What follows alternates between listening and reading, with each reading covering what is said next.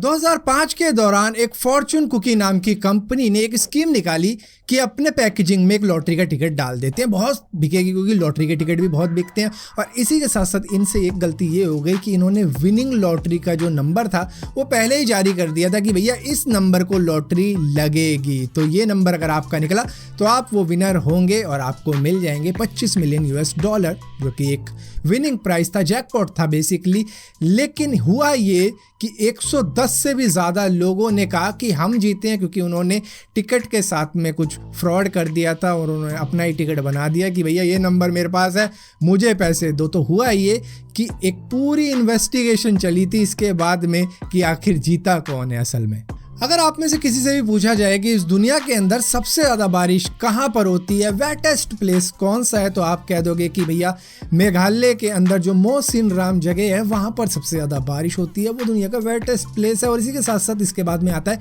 चेरापूंजी, ये तो हमको मालूम है। लेकिन अगर पूछा जाए कि इस दुनिया में सबसे ज़्यादा धूप कहाँ पर पड़ती है, तो आप में से शायद बहुत से लोग खुजाना शुरू कर दो, अरे ये तो कुछ अलग सा सवाल है। लेकिन वो जगह है दरअसल एरिज़ोना के अंदर, जिसको यूमा के नाम से जाना जाता है, जहाँ पर 4 घंटे से भी ज़्यादा सालाना धूप पड़ती है। आप किसी भी टाइम यहाँ पर जाओगे तो 90% चांसेस हैं कि आपको धूप वहाँ पर मिलेगी। रेगिस्तान की बात की जाए तो वहाँ पर सरवाइव करना किसी के लिए भी बहुत मुश्किल होता है, चाहे वो कोई पेड़ हो, चाहे वो इंसान हो। अब इसी तरीके से अरेबियन डेजर्ट के अंदर बहरेन में एक 32 फुट का पूरा पेड़ मौजूद है जो कि 400 साल का हो चुका है, लेकिन अभी तक ये किसी को मालूम नहीं है कि ये वहाँ पर किस तरीके से सरवाइव कर रहा है, क्योंकि वहाँ पर पानी है ही नहीं और ना ही पानी का कोई सोर्स मौजूद है जो कि इसको प्रोवाइड किया जा रहा है। लेकिन फिर भी इसका रूट सिस्टम इतना बड़ा हो चुका है कि कहीं ना कहीं से इसने अपना पानी का जुगाड़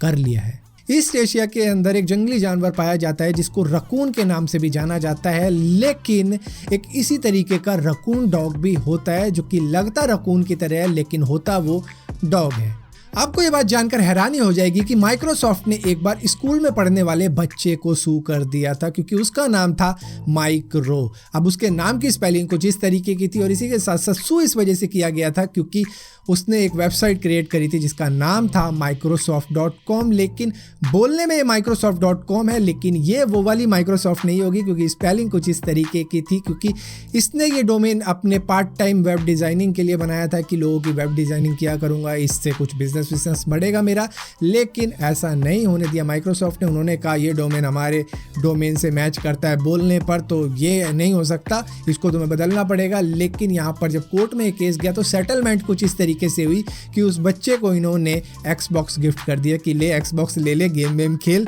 लेकिन ये डोमेन हमें दे दे। तो कुछ इस तरीके की सेटलमेंट थी। हिस्ट्री टीवी चैनल के ऊपर एक सीरियल आता था जिसको सुपर ह्यूमन कहा जाता था, जो कि स्टैन ली की एक पूरी सीरीज थी जिसके अंदर दिखाया जाता था कैसे कैसे लोग होते हैं इस दुनिया के अंदर जो कि दूसरों से काफ़ी ज़्यादा अलग होते हैं, क्योंकि उनके अंदर एक रेयर कंडीशन होती है, जेनेटिक बदलाव कुछ इस तरीके के हो जाते हैं कि वो काफ़ी ज़्यादा फ्लेक्सिबल होते हैं, दूसरों के मुकाबले में काफ़ी ज़्यादा स्ट्रांग होते हैं और वो काफ़ी कुछ दूसरों के मुकाबले में अच्छे तरीके से कर जाते हैं। अब इसी तरीके से एक बहुत ही रेयर कंडीशन भी होती है जिसको क्रोमोसोम 6 डिलेक्शन भी बोला जाता है, जिसके अंदर इंसान को कोई भी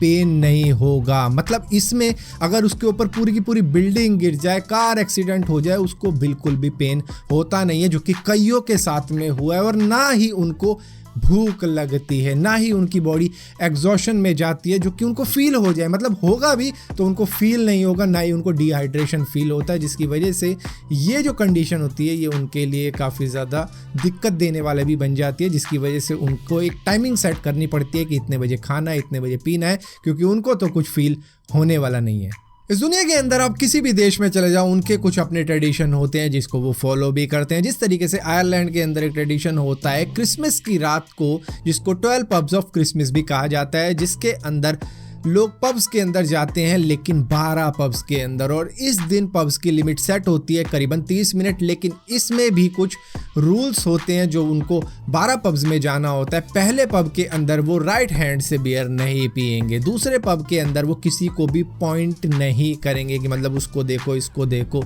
या उसको बुला लो, ऐसा कुछ नहीं करना है। और इसी तरीके से तीसरे चौथे पब के अंदर कोई किसी से बात नहीं करेगा, कोई बैठेगा नहीं और इसी के साथ साथ कोई रेस्ट नहीं लेगा। और इसके बाद में जो चौथा पांचवा पब होगा उसके अंदर बाथरूम यूज नहीं करना है, और इसी तरीके से आगे के पब्स में भी कुछ अपने रूल्स रहते हैं। एक 21 साल की महिला थी जिनका नाम श्रेया था, और एक्सीडेंट के दौरान उनके दोनों ही हाथ कट चुके थे और इस तरीके से कटे थे, बेसिकली डिस्ट्रॉय हो चुके थे, जिनको दोबारा से ट्रांसप्लांट नहीं किया जा सकता था। लेकिन उनको एक हैंड डोनर मिल गया था, क्योंकि उसका भी कहीं एक्सीडेंट हुआ होगा और वो कहीं मर गया था, जिसकी वजह से अब वो हाथ उनके काम आ सकते थे। लेकिन वो एक मेल था जो डोनर था, और उसके हाथ का जो स्किन टोन था वो भी काफ़ी ज़्यादा डार्क था, लेकिन फिर भी उसको लगा दिया गया था। और इस हैंड ट्रांसप्लांट के सक्सेसफुल होने के 2 साल बाद अब वो हाथ का जो स्किन टोन है वो उसी महिला की स्किन टोन से मैच करता है। और इसी के साथ साथ, क्योंकि आदमी का हाथ था थोड़ा सा बड़े साइज का था, लेकिन फिर भी वो श्रिंक कुछ इस तरीके से हुआ है ताकि वो उन्हीं की बॉडी से मैच करने लग जाए। तो इस तरीके से उनकी बॉडी ने इन हाथों को एडेप्ट किया है।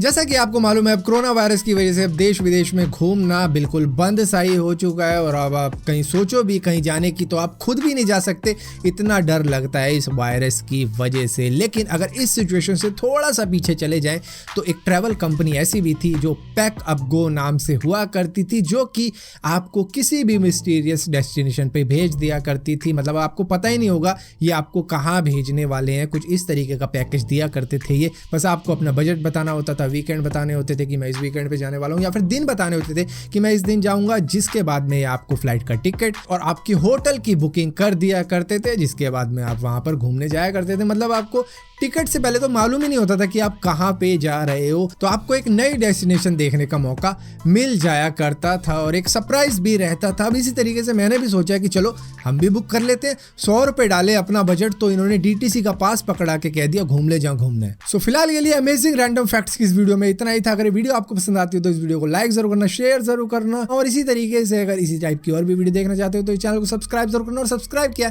तो बेल का आइकन जरूर दबाना, वरना आपको मालूम नहीं चलेगा मैंने कोई वीडियो डाली भी है।